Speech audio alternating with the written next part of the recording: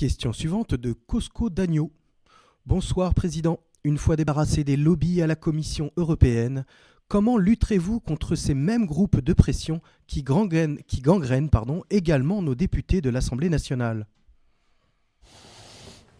Écoutez, il fut un temps en France, qui n'est pas si lointain, qui remonte, je crois, aux années 60, où il y avait ce qu'on appelait, on réprimait le trafic d'influence. Voilà. Le trafic d'influence, c'est-à-dire des gens qui font profession d'aller faire du lobbying, c'est-à-dire d'aller faire des pressions sur des élus du peuple, soit à l'Assemblée nationale, soit au Sénat, soit dans des établissements, dans des collectivités territoriales comme des départements ou des grandes municipalités, pour pousser des intérêts privés. Voilà. Ça peut être d'ailleurs ailleurs, ça peut être des gens qui détiennent une autorité, qui sont détenteurs de l'autorité publique et qui, parce qu'ils détiennent une certaine autorité publique, ils favorisent, par exemple, l'octroi d'une licence.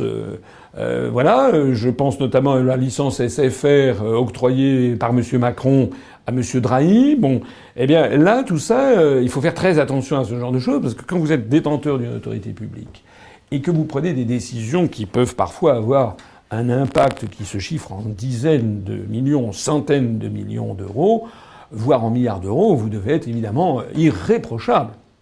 Et évidemment, dans le monde dans lequel on vit, avec la perte de sens, la perte de dignité, la perte du sens moral, la perte des valeurs républicaines, eh bien maintenant on a l'impression qu'il y a quand même un certain nombre de personnes qui n'hésitent plus à prendre une déontologie élastique et puis éventuellement à se faire rémunérer. Alors, dans le pire des cas, c'est avec des pots de vin. Bon, ça c'est la corruption pure et simple. Dans d'autres cas, ça peut être un petit coup de pouce, on passe plus souvent à la télé, on a des médias qui vous servent la soupe, ou bien vous recevez des très très beaux cadeaux à Noël, etc. Voilà. Alors tout ça, ça doit être absolument réglementé.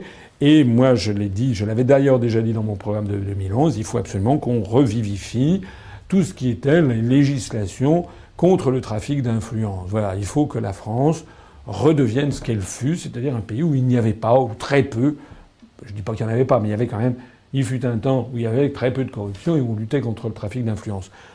Notez bien que tout ceci, d'ailleurs, vient des États-Unis d'Amérique. Le mot même de lobby, ça veut dire couloir. C'est pas un mot français. C'est pas une tradition française. Le lobby, ça vient des États-Unis. Les gens qui sont dans les couloirs de la Chambre des représentants ou du Capitole à Washington et qui passent leur temps à essayer de vendre leur soupe auprès des élus. C'est ça que ça veut dire. Hein. Et puis, j'insiste aussi sur la pléthore. Il paraît qu'il y a 6000 lobbies qui sont à Bruxelles. D'ailleurs, à Bruxelles, dans les couloirs de la Commission européenne, on a imité, bien entendu, le mauvais exemple américain, c'est-à-dire qu'il y a un enregistrement. Quand vous êtes un lobbyiste, quand vous venez vendre votre soupe, eh bien, il faut se faire enregistrer officiellement. Donc, vous avez quasiment un badge. Voilà, vous êtes le lobbyiste de Monsanto, de BASF. Tout ça, ce ne sont pas des traditions françaises, ce ne sont pas des traditions républicaines, parce que ça revient en quoi ? Au fond, ça revient à quoi ?